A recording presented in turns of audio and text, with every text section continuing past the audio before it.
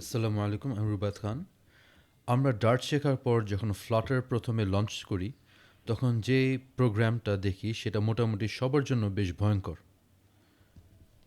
So প্রোগ্রামটা অনেকটা এমন।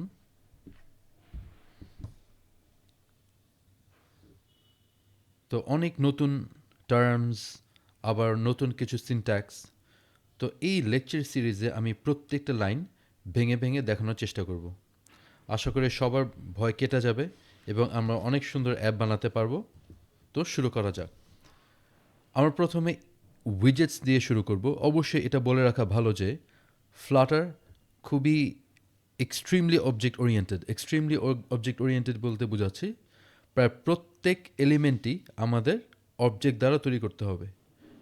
সুতরাং যদি আমরা ওওপির কনসেপ্ট ভালোভাবে না বুঝি, যেমন কনস্ট্রাক্টরস, পাস বাই রেফারেন্স, ইনহেরিটেন্স, তাহলে ফ্লাটার ইউজ করতে প্রায় অসম্ভব হয়ে যাবে। সুতরাং আমরা প্রথমে ওওপি ভালোভাবে বুঝে তারপর ফ্লাটার শুরু করি। Thank you.